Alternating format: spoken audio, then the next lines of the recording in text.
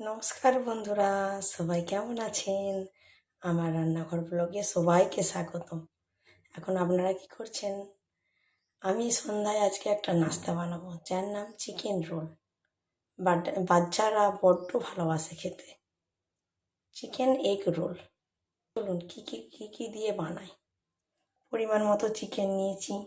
চিকেনটাতে ধুয়ে জল ছড়িয়ে রেখে নুন ভিনিগার দিয়ে জল ছড়িয়ে নিয়েছি, কিমা কিমা করে নিয়েছি।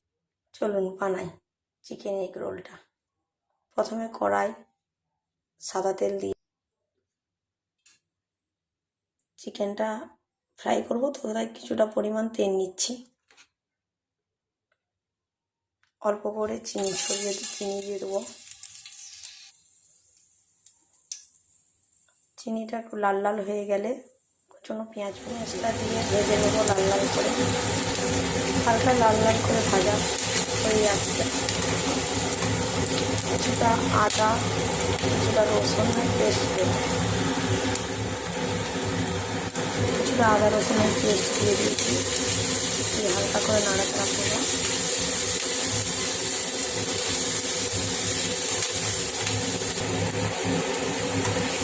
লাল লাল করে ভাজা হয়ে আসছে।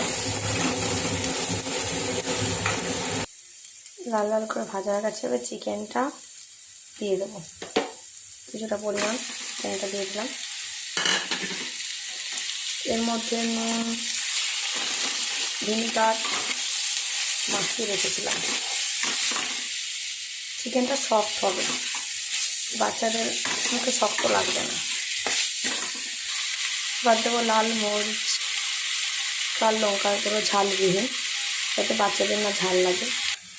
অল্প করে লাল লঙ্কার গুঁড়ো দিচ্ছি। অল্প পরিমাণ চিকেন মশলা দিচ্ছি। এটা বাজারেও কিনতে পাওয়া যায়, আপনারাও কিনে নিয়ে দিতে পারেন। 1 চামচ দিয়েছি। দিয়ে নাড়া। কিছুটা সয়া সস দেবো। কিছুটা পরিমাণ সয়া সস দিয়েছি। দিয়ে একটু নাড়াচাড়া করে ঢাকা দিয়ে, এটা প্রায় হয়ে আসছে ভাজা ভাজা। চিকেনটা ভাজা ভাজাই হবে। চলুন চিকেনটা হতে হতে ময়দার ডোটা দেখিয়ে দিই কীভাবে বানিয়েছি। ময়দার ডোটা আমি কীভাবে বানিয়ে রেখেছি। প্রথমে ময়দা নিয়েছি, অল্প পরিমাণে চিনি নিয়েছি, সামান্য পরিমাণে নুন নিয়েছি, সাদা তেল নিয়েছি, দিয়ে অল্প পরিমাণে জল দিয়ে ময়ান করে মাখিয়ে নিয়েছি, তাহলে সফট হয়। এইভাবে ময়দাটা মাখলে খুব সুন্দর সফট হয়, মুখে লাগবে না শক্ত।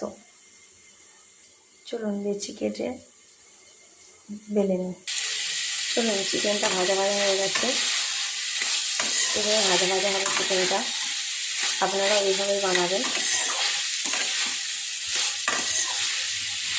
এটা নামিয়ে রেখে আমি একটা তাওয়া বসাবো। দেখুন আমার বেলা হয়ে গেছে রুটির মতো। এবার চলুন তাওয়ায় দিয়ে হালকা করে সেঁকে নেব।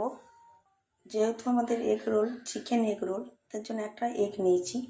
নিয়ে অল্প সামান্য নুন দেব, আবার সামান্য দিয়ে এটাকে ফেটিয়ে নেব। এখানে আমার রুটিটা হয়ে গেছে, সেঁকে নিয়েছি। নিয়ে নামিয়ে রেখে এগটা দিয়ে দেবো। প্রথমে সাদা তেল দেবো। সাদা তেলটা হালকা হয়ে গেছে, দিয়ে ডিমটা দিয়ে দেবো। দেখুন আমি ডিমটা দিচ্ছি। এর উপরে দুধটা দিয়ে দেবো। এইভাবে হালকা করে চেপে চারদিকে ডিমটা চালিয়ে গেছে। এইভাবে ডিম দিয়ে রুটিটা বানানো হয়ে গেছে। এবারে রোলটা বানাবো। চলুন কী দিয়ে। এর মধ্যে প্রথমে চিকেন দেব, এরপরে দেবো স্যালাডগুলো। প্রথমে দেবো গাজর দিয়েছি। এবারে দেবো শসা, কিছুটা ক্যাপসিকাম দেবো। এরপরে দেবো পেঁয়াজ। এবারে দেবো টমেটো সস, চিলি সস দিলে আমার রেডি রোল। এবারে মুড়ে দেবো রোলটা। দেখুন আমার রোলটা রেডি।